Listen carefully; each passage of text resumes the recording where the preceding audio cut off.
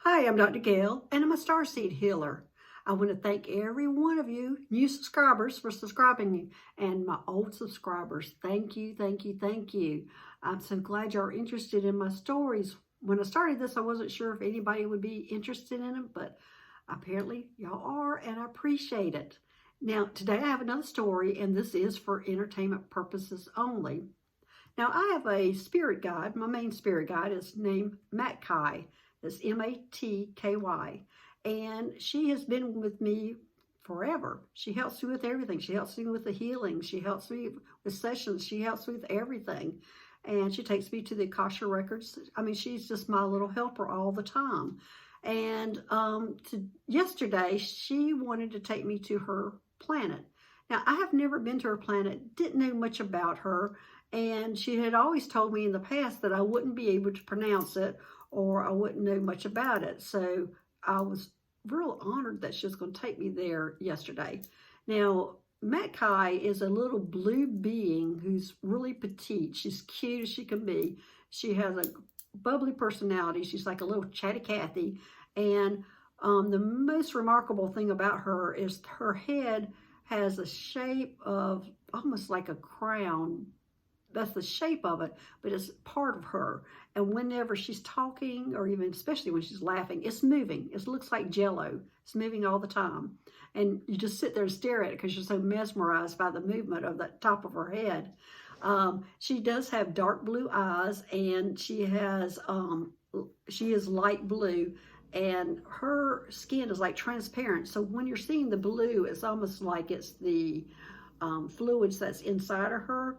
That you're seeing, and you can see it kind of moving around. It's almost like water that you're seeing. And she doesn't wear clothes, and she doesn't have hair and no external genitals. She has thin arms, thin legs, but she is humanoid. So, and she is just a joy to be around. She's so cute. And anyway, so she took me to her planet, and I'm going to have to read a lot because there's a lot of information I got. I spent a couple hours on her planet. And the name of the planet, and I'm going to butcher the pronunciation of this, is Ursus. Ursus. Anyway, when I was trying to pronounce it, she says, just call it Ur, Y-E-R, call the planet Ur. And the people are called Urs, Y-E-R-S. And this planet was like a variety of blue. It went from like a off-white to a dark blue.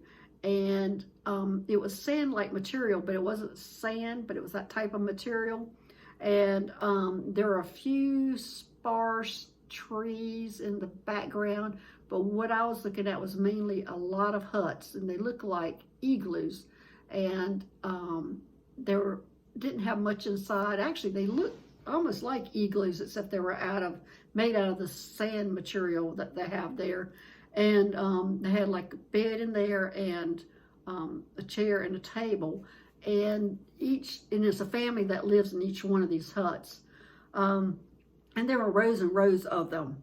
And the temperature there is always about 50 degrees all the time, and it never gets dark there. It only gets kind of a dusk coloring, and it's bright most of the time. So they don't have any real regular sleep habits. They will sleep like 30 minutes to 2 hours, and that's determined by hereditary, which is fascinating. I thought that your sleep schedule was determined by your heritage. So anyway, they work and live in harmony. They are 5th density going to 6th density, and right now, like she is 6th density. She said most of the elders are 5th, but all the ones that are being born now there are 6th.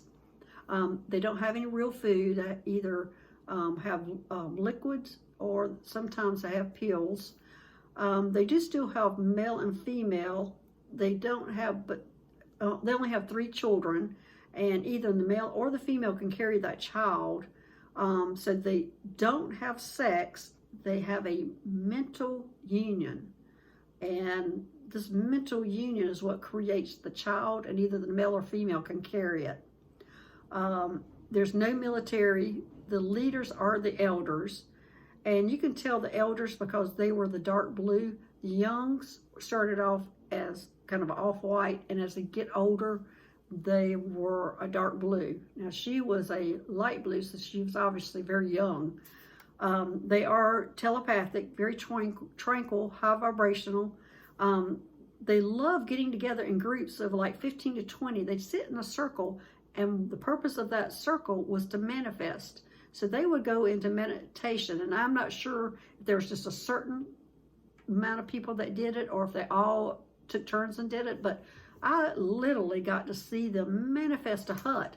It came out of the sand and came up into the hut, and they were just sitting in a circle manifesting this hut. I've never seen anything like that. I was so glad to experience it, but I couldn't believe it. Just sitting there, and all of a sudden here comes a hut, and there's a place, somebody's house to live in. So anyway, they also, when they do sit in the circle, they do manifest food and anything else that they need. They are descendants of the Arcturians, but they say they have a more rounded personality and they adapt to every situation. Now, I don't know if that's true, if that's their opinion. They are located on the outer skirts of the Milky Way, which is our universe, but they can see Andromeda, the universe Andromeda. So I'm not so sure they're not in that Andromeda star system, if they can actually see the next galaxy of Andromeda, because I believe that is in that star system. So we have not discovered this planet yet because we have listed it as a star. So we don't know anything about it yet. But anyway, that's my story today about the yours and my guide Matky, which that's where she's from. And well, my name is Dr. Gail. This is for entertainment purposes, and my information will be down in the description box. Thanks for joining me today. Thanks. Bye-bye.